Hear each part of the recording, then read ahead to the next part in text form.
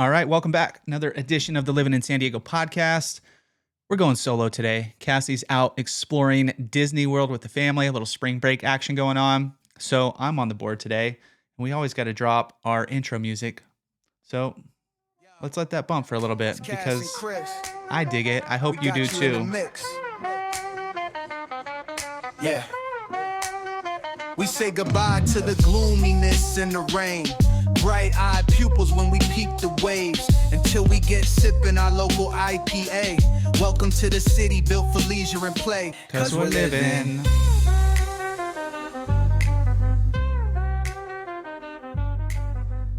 All right. Today's a fun episode. So we're going to go over, as I was going through this, born and raised San Diego, lived here my whole life. Brief little stint in Tahoe for about a year. Well, let's call it 8 months. Awesome 8 months, by the way. But this is the Living in San Diego podcast where we talk about all things in San Diego. So we're going to dive into a little bit of a bucket list. Some of these things that I was going over and thinking about are potentially going to make it to my bucket list. But growing up here, growing up in San Marcos, back in the day when it was still not farmland, but you still had the Hellenian area. There was still open fields. We used to, everything's pretty much built out now or being built out. But as we're cruising around, you live in like your little bubble, right? If you're living in San Diego, you have your little space where you're living. You have maybe your 5 mile radius where you're going to school, shopping, all that kind of stuff, especially growing up. So I knew San Marcos really well. I knew Vista really well. My grandparents lived out there. We had family friends out there. It was a good time. So those are like the two well-known places. And then we'd hit up the beaches here and there randomly, go down to Mission Valley for the Chargers games and Padres games, I guess, back in the day. But other than that, maybe a little bit of Escondido, go fishing out at Dixon and whatnot. But there wasn't too much outside that bubble that we really explored. But, driving down freeways, cruising around, you see a lot of stuff, especially growing up. You're like, okay, see this, hear this. So anyways, kind of thinking about, let's start putting together a bucket list, things I want to do. Because one thing that I've been working on, I guess one thing that I've been doing more of this year is hiking and getting out there, exploring. Like I said, as you're going up the 15, you're looking right, left. You're like, okay, looks like there's a hill. Looks like there's some trails up there. Looks like we can go over here, check this place out. And I've been hitting some of those places, even some places like around Dixon that I've been. But just things like that, like things that, you've pondered for a long time or you've wanted to do or thought about or seen on Instagram, all that kind of stuff. So this is the bucket list episode of Living in San Diego podcast, episode 226. And I'm going to go through some hiking, breweries, sports, speakeasies, other things to do around town. And like I said, as I'm going through this, some of these might be making it to my bucket list. But I think I want to start building that out this year as, I'm getting up there in age. How old am I? Hey, born in 82. I'll be 43 this year. So, it's time to start exploring, getting out there a little bit more. And there's a lot in San Diego to explore. Being in real estate, even before real estate, I had the pool business, Aztec Pools. Shout out to Aztec Pools. If you guys have an Aztec Pools tank top, you have it's a collector's item now. So hold on tight to it. I got a few left. They're getting pretty ragged, but nonetheless, Aztec Pools got to explore a little bit more of San Diego. Guess during college, went down to San Diego State, so kind of saw that area a little bit. Saw Pacific Beach. I was there for, I don't know if it's the typical timeline, but right after college, go to Pacific Beach, lived there a decade, moved to North County. That's kind of like the loop we've seen a lot of people do. So I did my decade down there, minus a little stint in Tahoe. So I have a little bit of Pacific Beach as well. But as I was in the pool business, got to get new pools and new areas, and you're starting going to like these little neighborhoods and houses, and you get to see the areas a little bit more in depth and start seeing some of these cool little, main streets you didn't see before, or little shopping centers you didn't see before, or little businesses you didn't see before, all that kind of stuff. And the one thing that we've done even more now that we're in real estate, and like I said, this isn't a real estate podcast, but if you guys need anything, hit us up. and we got your back. But nonetheless, real estate, now you get to see the houses, you get to explore even further what's right around there. You're getting like deep into these neighborhoods. So just cruising around there and, being in real estate for the last 7 years, 2016, I guess a little bit longer than that now, but you're seeing neighborhoods even in more depth. So it just kind of expanded my San Diego thoughts of, I want to go do some more things. I want to check out more things. And that's why let's start with hiking, because that's one of the things that I've been doing a lot this year. I've been getting out there, trying to find these little hikes. One of my favorite things is getting on Google Maps, bringing it up, check it out. Okay, that looks like a cool little spot. Let me see if I can, if it's actual trail, cool. If it's like a hidden little trail that's maybe not, a well-known trail, cool. But you got to figure it out, because I remember one time, right before I had my son, I wanted to hike from my house to my parents' house. I'm in Encinitas, they're in San Marcos. I wanted to find a route through there. So I went on Google Maps, and I wanted to basically take trails. I didn't want to take main roads. I just wanted to hike. I think it ended up being about 24 miles, maybe 26. That's like marathon status. So maybe it was between 20 and 22 miles in the end. That's kind of how I tracked it out through Google Maps. But even going through there, I saw some areas. I'm like, okay, cool. I could connect this trail to this trail. I might have to go on the main road a little bit here. But once I got out there, ran into like the dam out in Olivenhain, the reservoir up there, Elfin Forest. And there's trails that connect back there, but there's big signs. Don't go through here. Stop, turn back, turn back. So had to end up going through some other ways. Some other trails were marked on Google Maps, but once I got down there, it was basically just brush. So I'm just running through brush, going up hills, like trying to find my way through. But that's kind of what I did exploring, just finding these new little spots. So going to like Black Mountain, you've seen it off the 15 freeway. It's got the big kind of telecommunications and antennas and all that kind of stuff. If you're going north, you look off to the west, and it's right over there. I guess if you're going south, you look west too. Either way, you're looking west, it's right up there. Some cool trails, beautiful views, a few different areas to get in. So that was a cool one. And I've noticed most of the hikes that I'm hitting are right around like 45 minutes in, 45 minutes out. It's kind of been the best cadence. But Black Mountain, went to Daly Ranch up in around Dixon over in Escondido. And that was pretty cool. Been fishing at Dixon, I don't know, ton of times. Been around the lake, been around like the little trails around there. But actually going back in Daly Ranch, there was like the old Daly Ranch house back there. There's a bunch of different trails. There's actually another smaller lake. I'm not sure if you could fish up there. Go check it out. Let me know if you guys can, if you guys have been up there. It's kind of elevated above. There's a little trail going around where you have this beautiful view of like Escondido and whatnot. So I went there, explored that one. Went to recently the waterfalls over in Penasquitos Reserve. You hike down I came down in like from Carmel Valley, boom, hit that down there. But there's a ton of trails in there too. So getting out there, where else? Oh, Lake Hodges. If you guys have been to Lake Hodges, you see it kind of like loops around. Like if you go Del Dios Highway, backs around over to, what's the other side? Just Escondido on that side. But there's like this peninsula out there. Well, you could hike to that peninsula. So anyways, just been having a ton of fun hiking out there. Usually I'm setting it up Sundays, take off 6:30, 7, try to get out there somewhat early, back by the house I got kids, family. So get back to the house at, 9:30, 10 maybe. And then I already did my hike, ready to go, having a good day. Like it's a great way to get out too. And some of the best views, like even Cowles Mountain, super busy, going up, cruised up there.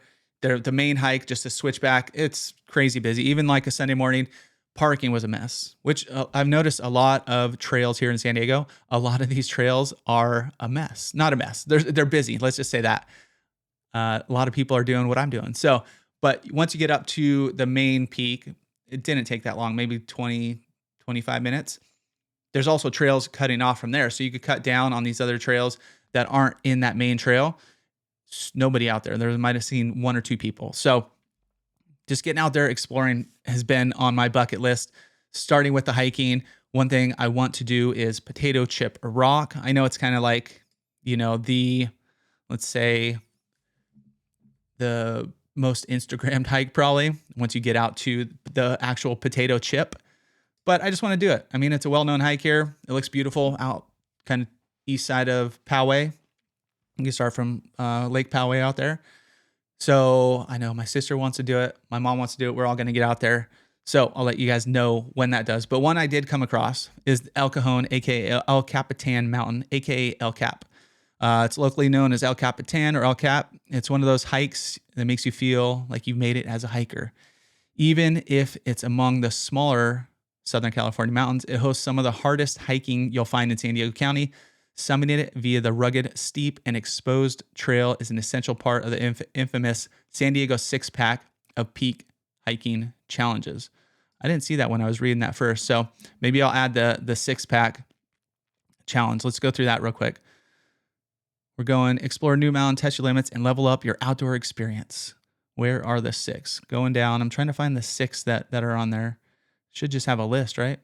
I'm not seeing it here. January 1st, 2025 through December 31st, 2025. Oh, here's the peaks. Here we go. So the San Diego six-pack of Peaks Challenge is a self-guided hiking challenge that takes you to 6 iconic San Diego County mountains. Complete the hikes in 6 months, 6 weeks, or 6 days. You set a schedule that works best for you. So the peaks of San Diego.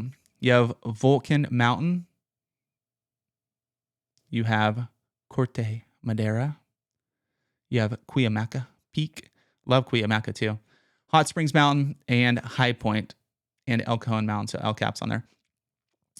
High Point, it looks like it's on Mount Palomar. You have some in Hot Springs Mountain. San Diego's second highest peak is Cuyamaca.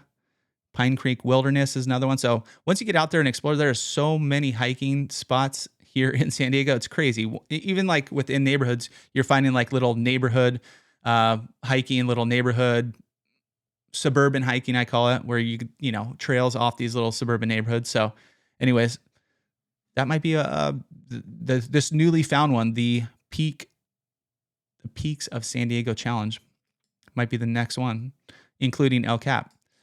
But it's not all about hiking here in San Diego and getting outdoors. Sometimes it's about, as our intro said, enjoying a local IPA. So I've explored many of the local breweries here. Some of my favorites I'll share with you here in a sec. But there's been a lot of new ones. There's been a lot that have closed down. But as far as best breweries in San Diego, I'm going to show you my 2 right here in North County, San Diego. One is started from some local boys here in San Diego. You guys, well known. They're distributed not most stores, but a lot of bottle shops, a lot of liquor stores, a lot of local places. If they have a beer cave or, you know, a nice beer selection, you're going to find it. Burgeon beer over in Carlsbad. Always dropping new beers, but if you guys haven't been there, go check it out. A cool, you know, it's like one of the warehouse styles, but they have it a little bit more nature themed. The bar top is like this old piece of wood. I think they took it out of somewhere out in East County somewhere, you know, out in the mountains somewhere when they actually built it. I remember reading it on their Instagram. But Burgeon beer, one of the top go-tos. They're kind of like the new, how I say it, how they're not, they drop new beers every 2 weeks. So they drop 2 new beers. I think it's every other week as of now. And they're kind of like the new, in my eyes, Pizza Port. Pizza Port's still solid, don't get me wrong. But how they keep, you know, how they recently have been, every few weeks you could find a new Pizza Port beer out there. Some of the newest ones over at Burgeon, you got Swinging Pine IPA. A lot of IPAs, a lot of hazies, some double dry hops. We were out, went to the park the other day with some friends, or one friend, what's up, Eddie? And we did, he brought some of their newest one. It was a double dry hopped IPA. He was getting me some insight into that. But we have some Unknown Heights Hazy IPA, Dream State Hazy IPA, and then a classic favorite. It's already sold out. Mixed Greens Double IPA. That usually comes out once a year. So anyways, Burgeon, solid beer, local people, La Costa boys. If you haven't been there, go check it out. I'm sure you guys are listening. You've probably been there. The second one, a little less known, over in San Marcos. It's right on the border of Vista and San Marcos. And I always get it wrong. I always call it Blue Flame, but it's called Blue Fire Brewing. 4.9 out of 84 Google reviews. Just a little warehouse, small tasting room, but boy, howdy, some good beer there for sure. And I chatted with them a little bit. I forget the whole story, but I think it's two local brothers, and they're not distributed a ton of places. So if you want to check this one off your bucket list, you're going to have to go there and enjoy it. But we've had a chess club there. So if you guys don't know, North County Chess Club, if you play chess, hit us up. Hello at Living in San Diego. Come join some chess club. It's a limited group. I think we're up to 3 members. So we're getting up there. But anyways, go check them out. Blue Fire. Give you the address here. It is 2892 South Santa Fe Avenue, Suite 107 over in San Marcos. Let's just read their about real quick. We're a family who loves craft beer, drinking it, making it, and sharing it with others. Local to North County, we strive to create a welcoming environment in our San Marcos tasting room, which sits at the confluence of an old and new neighborhoods. From hoppy ales and crisp lagers to fruity seltzers, you could count on our brews to be genuine and fresh. We can't wait to share them with you. Cheers, the Blue Fire family. So go check them out. They're definitely on the bucket list of San Diego as far as North County breweries go. There's 2 others I'm going to share with you too that I have not been to that are on my bucket list that I need to go check out. So right now on tap, they have a porter. They have a mixed berry hard seltzer. They have a Nelson and Rye Hoppy San Diego style pale ale, a hazy IPA, the Fun Dunkel, the Midnight, Tangoed Up in Blues IPA. Local grown tango tangerines were juiced and added to our customer favorite Electric Blues IPA. A little tangerine in there, boom, can't be bad. Electric Blues IPA is their standard, and the White Sage. And I had a little taster of this one. It does have a nice little white sage flavor in there. So, sage, the herb, if you taste it, you smell it. This is kind of like what this one tastes like. So anyways, go check them out. Go support them. They're an awesome crew in there. And really good beer. A few other breweries that kind of ties into one of the other things that I'm not going to say passionate about, but I really enjoy exploring and looking for and trying to find these. And it's really hard, especially these days, where you're going to find like something that's actually hidden with Instagrams and TikToks and Facebooks and everybody sharing everything. You're not going to find too many real speakeasies. So these aren't necessarily real speakeasies because you honestly could go find them right now. I'll give you the website, but that speakeasy style. And I'm sure there are some speakeasies here in San Diego that I don't know about. So that could be added to the bucket list, but I guess I can't talk about them if I find them. So there's some speakeasies out there. I remember back in the day, back in Carlsbad, talk about speakeasies. There was one called the Charles Kenneth. If you guys remember this one, it was over in I'm going to call it the Neiman's building. Any shout out to any of my old school people growing up here in North County, San Diego.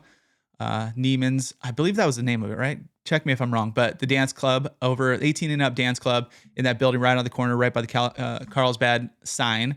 But Prohibition era in Carlsbad, the Charles Kenneth Speakeasy. I actually did go to this one time, and it was awesome. You go in the back of the building, kind of by where the trash is, where there's just random door, unmarked. I think the security guard was there. You needed a password.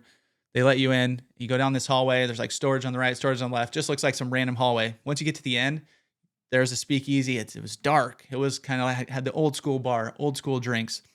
We only went there one time, but then there's like a vent looking at there was a vent and looking towards the street, towards Carlsbad. You couldn't see anything out, but you could hear foot traffic up top there. It was awesome. That was like the type of speakeasy I was digging. So that one's no more as far as I'm aware, but the Charles Kenneth, I mean, what a great name too. Charles Kenneth Speakeasy had a number of notable events during the Prohibition era, including bootlegger traffic, hidden speakeasy, Hollywood stars, Bing Crosby, Bob Hope, and Frank Sinatra. Prohibition ended in 1933, and the Charles Kenneth Speakeasy in 2014. So hasn't been around for a while, but it was pretty awesome when it was. So there's a few other speakeasies. I'm saying that in quotation marks because are they really speakeasies if I'm sharing them right now? Not really. But the first one ties into breweries. So these guys, this is one that I do need to check out. And Kilowatt Brewing. I don't think I've ever been to Kilowatt. There's one in Oceanside, one in Kearney Mesa, but they have the space pad, and it's located inside Kilowatt in Oceanside. So this is one speakeasy you need to go check out. The space pad, located inside Kilowatt in Oceanside. It exists on the top deck of a tall tower. Go to their website too. It's bizarre. If you go check out the space pad, it doesn't give you much. But and reading this, I'm just going to give you like a quick little thing. So the first paragraph's kind of funky. It's fun. Go read it. But when you first walk in the speakeasy, through a hidden passageway from the Kilowatt, you enter a space elevator that beams you up to the planet and at the top of the tower. When you officially step foot into the space pad, as you enter, to the right is a wall made of rock mined from the planet's surface that contains glowing crystals and fossils. 2 large observation windows embedded in the rock are visible where you can peer out at your surrounding spaceport and landscape on the planet. So it's just a fun, the Space Pad cocktail menu is curated by Christian Diaz, a well-known bartender and mixologist in the tiki community, who's been the lead bartender at Trader Sam's Enchanted Tiki Bar at Disney for over 10 years. His recipes are innovative and envelope pushing with a heavy focus on molecular mixology. At the Space Pad, expect to find At the Space Pad, expect to find cocktails with flavored smoke bubbles floating on top of your drink, cocktails that look like a lava lamp in your hand, change colors as you drink, fruit suspensions, and spherified cocktails that you actually eat rather than drink. So you could go on here, like I said, how speakeasy is it when you can make a reservation right here? But love the theme, love it. Got to go check it out. 406 Mission Avenue. Open Sunday, Tuesday and Wednesday, 5 to 11, Thursday, Friday, and Saturday from 5 to 12 a.m. They also have Forbidden Cove located inside Kilowatt Brewing in Kearney Mesa, a hidden tiki, once again, tiki-inspired. The other one's Space Tiki. This is just tiki. Tiki-inspired lounge serving handcrafted exotic cocktails and rare craft beers. So that one's down in Kearney Mesa. So some of the breweries, they have their own speakeasies as well. I know there's not a lot. There's more. If you go like downtown San Diego, go in that direction, you'll find some. I was looking them up. I think I've been in one of them. Don't recall, but one that I have been in is Raised by Wolves. It's not really a speakeasy, but that's kind of the theme they're going for. If you guys haven't been down in UTC, it's fun where you walk into the front shop. Once again, make reservations, makes it a lot easier. I think you could probably do walk up, but go do Din Tai Fun. Oh, what was that place over there? Anyways, there's a really good spot to eat, and there's a few good spots to eat. But go there, go after for a cocktail over at the Raised by Wolves. You have the cocktail. You have just like a liquor store looking kind of thing, like old school, with, a bunch of bottles and whatnot. And then you sit on the fireplace, spins you around. Then you're in this, once again, kind of dark room. You have the carousel looking bar. They have a bunch of we got a nice little dark corner, just a little lit by not candlelight, but LED candlelight. So good cocktails. I think I just got a whiskey straight up, but that was a cool place. Fun experience too. Just those experiences. Well, even though they're not really speakeasies, they're not just going down to, your local little spot, grabbing a drink, something to explore a little bit. So anyway, speakeasies, breweries, kind of combination are both on the bucket list. 2 other spots that I want to hit as far as breweries go. One is going to be Nickel Beer Company out in, where was it? Alpine. I think it was, this one was in Julian, sorry. Nickel Beer Company, open every day, 7 p.m. and 8 p.m. on Friday and Saturday. They're open at 1 during the week and 11 on the weekend. And this is their homepage, but it doesn't say much about their beers. Here we go. I don't know. It's just a local company. They've been around for a little bit. I've heard the name. Want to go check out Julian, and this would be a good way to get out there. Julian Nickel Beer Company was founded in 2013 by Tom and Lindsay Nickel, owner of O'Brien's Pub in San Diego. So they have a little local connection. I mean, Julian's obviously local, but Tom started homebrewing at the age of 18, and he wanted to open a brewery in Julian since 1995. He worked in local breweries from 96 to 2005, and in 2004 was named the World Beer Cup Small Brewing Company Brewmaster of the Year. So nice little pedigree there. Go check that one out. That's on the list. Not, take a nice little drive out to Julian. Go say what's up. And then this next one, I'm sure I could butcher the name here, but I saw they came up a few years ago. This one's in Alpine, but Michelin Brewing, true family craft. So these guys are located not too far away. Welcome to Michelin Brewing, a family-owned and operated craft brewery, proudly located in Alpine, California, just 30 miles east of downtown San Diego. Founded in 2021 by Sean, Jamie, Pat, and Val Michelin. If you guys know if I'm pronouncing it correctly, let me know. I'm doing my best here. Michelin.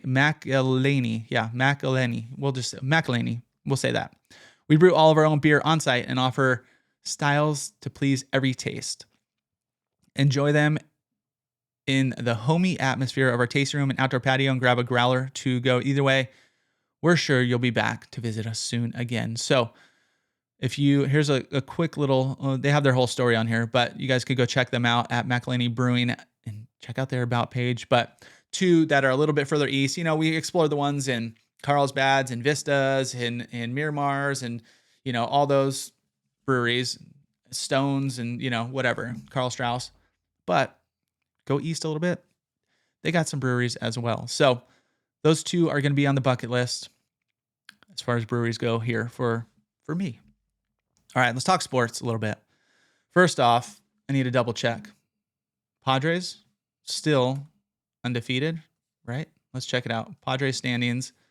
I think they're playing actually right now at 11:29 we're recording this on a Friday. I know we're dropping every Thursday. Cassie's out of town. It's been a busy week, so we're trying to keep it going.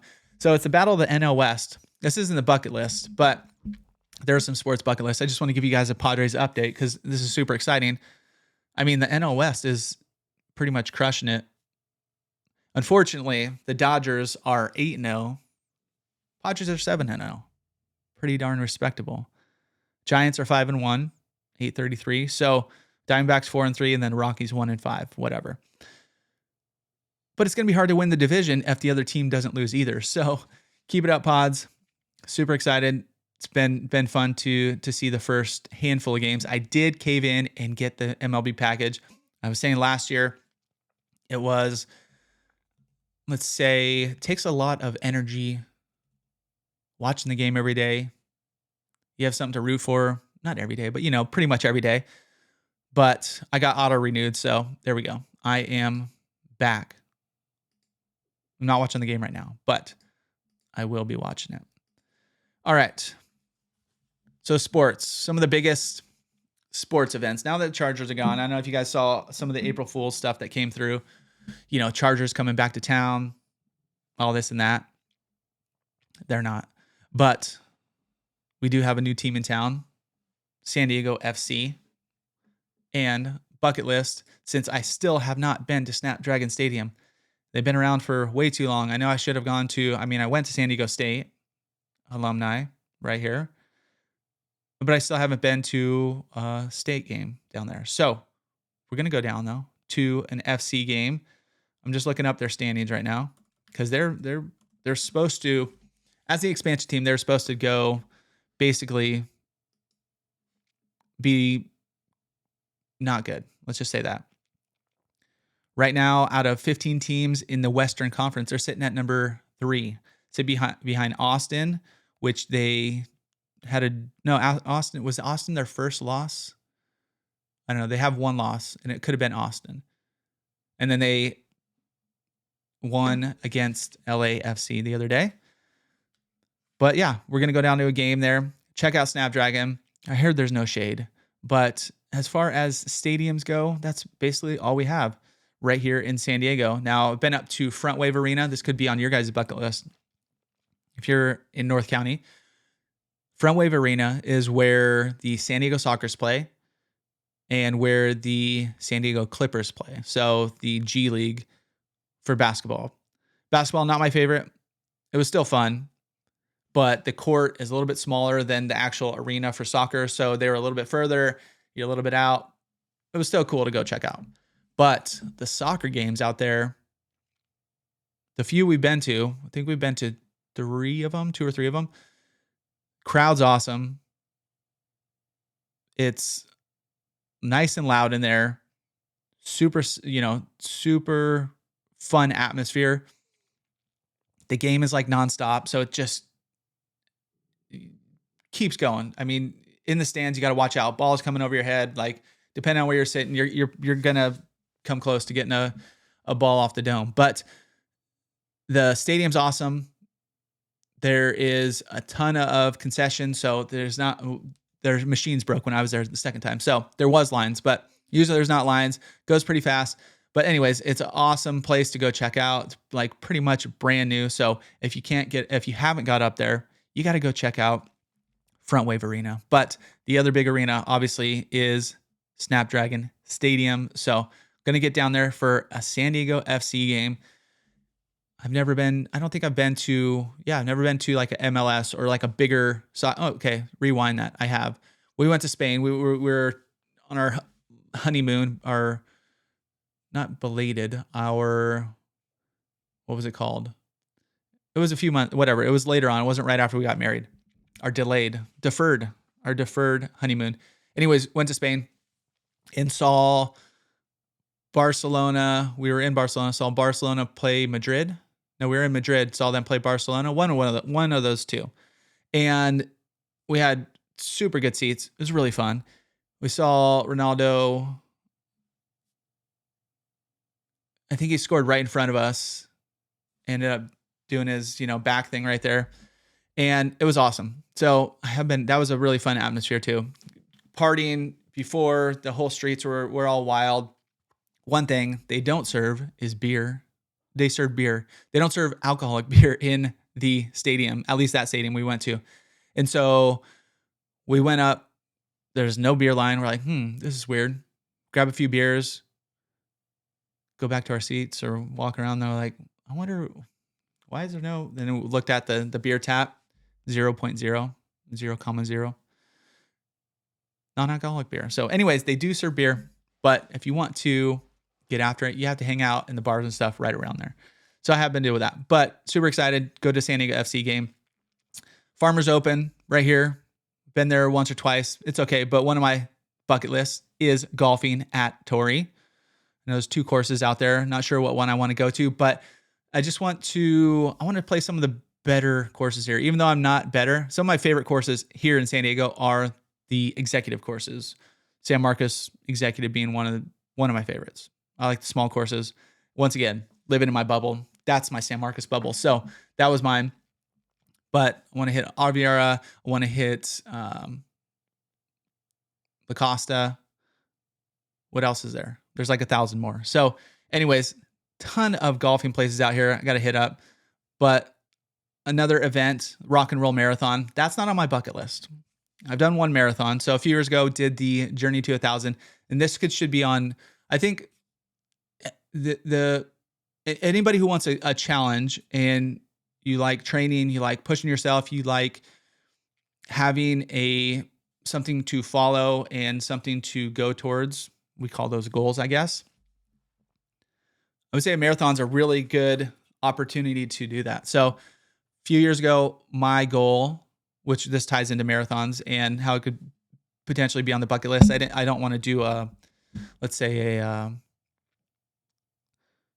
like a rock and roll or something, corporate. I don't want to do a corporate marathon. So what I did, goal was 1,000 miles.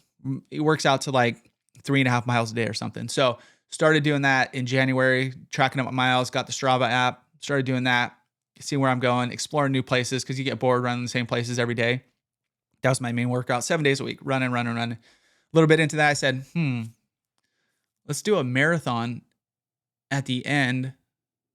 And that could be like the ending of the journey to 1,000, right? So we did that. By we, I mean I started there's like this course. If you look at marathon training, I think it's like 3 months or something like that. And it ramps you up. Okay, run 3 miles today, run 5 miles today. It ramps you up. Towards the end, it goes like you go like a 10 mile, and then you go like a 2 mile. You go like a 11 mile, then you go like a 5 mile. So it mixes up distances. You're never running obviously the full marathon. I think the top mileage is like 20 miles.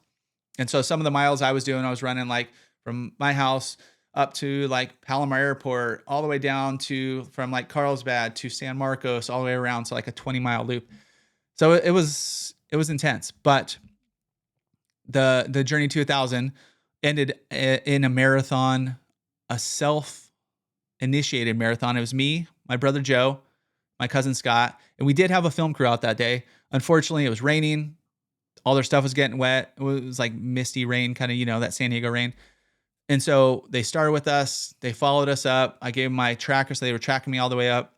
And then we got some cool shots. And then they bailed because it was raining. And so we never got the video. But nonetheless, this is 26.2 miles. If you start at the little park by Swami's over in Encinitas, you go Coast Highway all the way up through Encinitas, through Leucadia, through Carlsbad.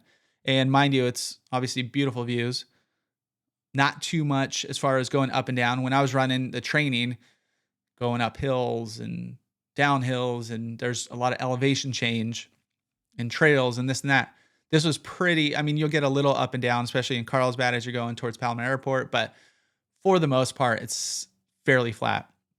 Going through Oceanside, and then at the pier, you cut in, go about, I think it was about halfway down the pier, 13.1 miles. Boom, you're there. You turn around, go all the way back, and you make your way to 26.2 miles. So if you guys are looking for a marathon, obviously we got the rock and roll marathon here, but maybe do a self-initiated marathon. It was a lot more fun.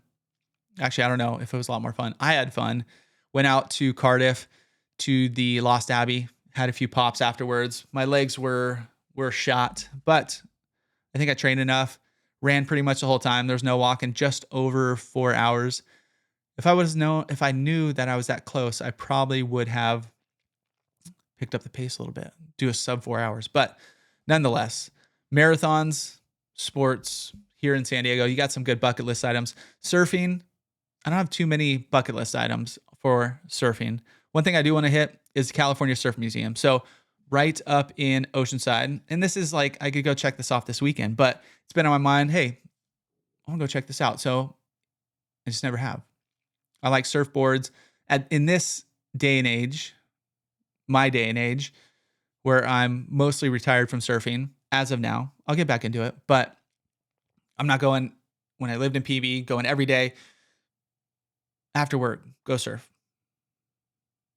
Weekends, go surf. It was just right there. It was a 2-minute walk. Didn't have kids. Didn't have many responsibilities. So it was like, okay, let's go surf. So that was super fun. But now it's like, okay, I'll go here and there. But I love surfboards, love the history, love just kind of looking at all this stuff. Been to the Boardroom Show a handful of times over in Del Mar. But California Surf Museum, right now they're doing Stars, Cars, and Guitars, the birth of the modern surf era, 1958 to 1965. So the California Surf Museum was founded in 1986 and has been in operation for 3 decades, serving tens of thousands of annual visitors from over 40 nations around the globe. With a permanent collection which chronicles the history of surfboards and wave riding, the museum also offers many revolving exhibits each year. In its current museum quality space, it has acquired a rare set of archives and collections gathered over more than 30 years, compromising one of the world's richest troves of surfing history. So, it's in Oceanside. Like I said, I could do it tomorrow, so maybe I will. Probably not, but it's definitely on the bucket list. Just some of these cool little things that, that you're only going to find here in San Diego. This one is 312 Pier View Way. So maybe we can hit up Kilowatt go there as well. They're kind of right in the same zone. There we go. Boom. Knock that off. There is one thing, well, two things that could potentially be on your surfing bucket list. First one being surfing proper trestles. It seems like a pretty easy one. But I've been up there, I've surfed around there, been up there, watched a contest or two up there, but I don't think I've ever gone to the main peak at Trestles. Just hasn't been, even my bachelor party was up at the campgrounds up there many years ago. We went down to Trestles, but it was insanely big. So we ended up going like south to some of the trails down there and still paddled out, but it was wild. It was pretty big. Brought my brothers and a bunch of people who didn't know how to surf out. So I don't know, not the best idea, but super fun. But anyway, surfing proper trestles. You're dealing with crowds. That's kind of keeping me away. So I don't know if I'll check that one off, but I'm sure you guys already have. But there's another one. It's called Ralph's. It's a boat access only. If you're thinking Point Loma, let's say you're downtown San Diego, you're looking at Point Loma. You can see the point out there. You can see the Navy ships coming in.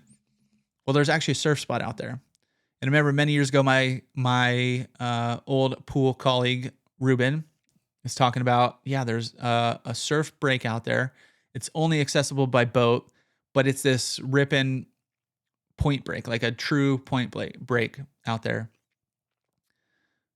And I've seen pictures, and I've been on bigger swells, not to there, but I've gone back in the pool days. There was this big swell coming through. I wasn't going to go surf it. I didn't have a boat. Went to the Cabrillo monument up there, and from there you could see down to where this is breaking. And you could just see, it's small from where up on the hill. But if you can see these waves breaking down there and the people are tiny, it's a pretty good size wave. So anyways, it just breaks along there. You need the proper swell. You need tides. It says you could do either one, but you also need a boat to get down there. So fairly south from Point Loma Nazarene University, there's a break called Little Waimea, which is one of the biggest breaks in San Diego. From south to north, from Little Waimea, the breaks are as follows. So there's a few out there. You have Ralph's, Dolphin Tanks, Donuts, Chasms, 33s, and New Break. But I don't know, I'll probably chicken out and never make this one. But I think it's kind of cool that we do have kind of like this hidden wave that does keep its size, that is only accessible by boat right here in San Diego. So another surfing one on the bucket list there. A few other things you can add to your bucket list here in San Diego. There's a lot. By the way, hit us up, hello@livinginsan Diego. I think we're going to get a new handle here pretty soon for that, because that one goes to our real estate. It ties into our real estate as well. But nonetheless, hello@livinginsan Diego. It's down in the description below too. But there's a few other some of these things I've done, so I'm sharing with you. Some of the things would be cool to do, and some of the things I will be doing. So this is in the other category, bucket list things right here in San Diego. Now this one's not in San Diego, but it's 2 hours south of San Diego. It's across the Mexican border. And from what I read, it's hailed as like Sonoma County was, wine country back in the day. It's Valle de Guadalupe. It's wine country, about 20 minutes away from Ensenada, maybe 30 minutes. Drive down to Ensenada, cut in. It's right in there. I've seen pictures of this. I think we've had friends go down there, and it looks rad. If you like kind of that old school, old style, good food, good wine, good people, like good service, all that, that's what I've been reading, that's what this place is. And not too far from San Diego. Now, yeah, you do have to go to Mexico. You're driving down there. You have your risks and whatnot and whatever. Like we used to go down there, not all the time, but TJ used to be kind of a thing that we did a handful of times. Let's say that. And that was a long time ago. The last time I was down there, we went to Baja Mar which is an awesome place too, by the way, for my buddy's bachelor party. Did some golfing over there. That was an awesome place. Super fun. That's a little bit kind of in the same area, maybe a little further south. But anyways, a lot to do down in Mexico. But Valle de Guadalupe, if you want some wine country, kind of old school vibe, I think it's blown up a little bit over the past few years, but I think you could still get in there and enjoy kind of that old school flavor. So this next one I've done, we went up there with the family. It's in Palomar Mountain. And we done camping up there, done all that, which is fun. There's a few campgrounds up there, the observatory campground. There's one, Doan Pond down to the south. I think those are the two. But they also have Bailey's on Palomar. Now, Bailey's on Palomar is glamping. So if you don't like camping, you just want to be in the mountains. And actually, ours wasn't even glamping. Ours was actual cabin. They do have a cabin out there, and then they have like not yurts, but they're more or less all these structures. So I don't know if they had yurts out there, but it's awesome. There's a lake down there. There's a little fishing hole. There's a cool little shop. You're still in the woods. There's like a play area for kids. So if you want to go to the mountains, you want to go enjoy Palomar, but you also want to live comfortably, go check out Bailey's at Palomar. I need to go back there. We went for my birthday maybe 2 years ago. It's awesome. Super fun. One thing I do want to do, three things I want to do. All right. There's 3 things I want to do and then one food thing. Then I'll get you on your way, guys. All right. Borrego Springs. I want to hit up out there. I know there's a resort out there. Never really been to the desert here in San Diego. I've heard fun things. I mean, there's a bunch of deserts near San Diego. I know, a bunch of people this is a little bit different desert, Borrego, but Ocotillo and all those out there, not really my jam, but I want to go to Borrego, to the resorts and enjoy the pool, just hang out there. I don't want to bring a motorbike or anything like that, but Rady Shell, need to go see a concert out there for sure. If you guys have been, I've heard really good things. And the other thing is deep sea fishing. So I've done one deep sea fishing. It was out of, I believe, Newport Beach. My cousin took me out. We did a half day, caught a ton of tuna, grilled some up fresh that day. Just like little quick little sear, ate some, such a fun activity. I think we would probably go to the same place because I think you go out, go south, you go fishing from there. But that is one thing that I definitely need to get to. And then food. So food here in San Diego, I'm sure we could add 1,000 things to a bucket list, right? There's so many places. Is one thing that I'm trying to do more this year is go explore new places, restaurants, things I haven't been to, things I have been to maybe once or twice, but just go more. Go check them out. Like even this year, if you guys heard on our last few podcasts, 2 things that I haven't been to my entire life besides the one in Carlsbad, Fidel's and Tony's down in Solana Beach. Knock those both off the list. So super excited about that. But this one is a little different. This one is San Diego's only 3 Michelin star restaurant. And it ain't cheap. But the why, this article says, California cooking that borrows from multiple cuisines, several exceptional dishes. This is Addison down at the Fairmont Grand in Del Mar, or the Del Mar, what is it called? Let me look that up because I don't know the name. It's all those words together, but let's see here. The Fairmont Grand Del Mar. See, I had it in the wrong direction, guys. Come on. Get your stuff together, Chris. All right, here we go.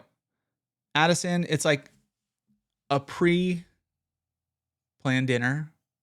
So you go, there's a set menu, but it's like all that fancy stuff that you would see on, like what was that movie? I'm sure multiple movies, but where they're bringing out like these little tiny dishes, all kinds of different stuff, all kinds of different courses. It starts, this one's from a few years ago, this little blog I brought up. They were saying it starts at $355. That's like baseline of what you're going to pay. I think it's a little bit more now. I looked it up maybe a few months back. It was like $375, maybe $400, somewhere in there. That's like starting. Once you do wine pairing, it's up to 355 to 1250. Plus, if you're going to add, they have some things if you want to add like Wagyu, if you want to add caviar, if you want to add a few other things, you're adding on top of there. But nonetheless, just fancy dining. I want to go check it out at least once, right? Got to go see. There's just like, I'm looking at they took a bunch of pictures. So Wagyu tartar, oyster kiwi.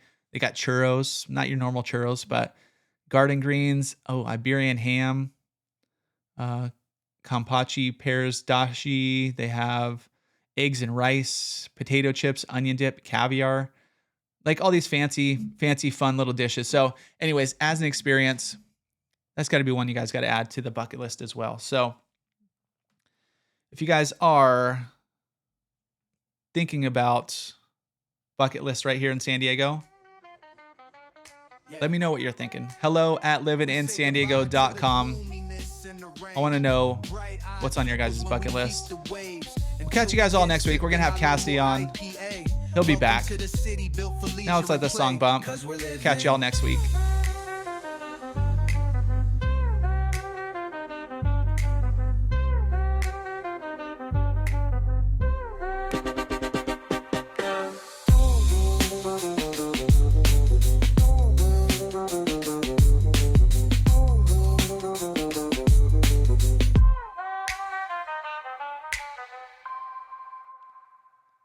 Adios.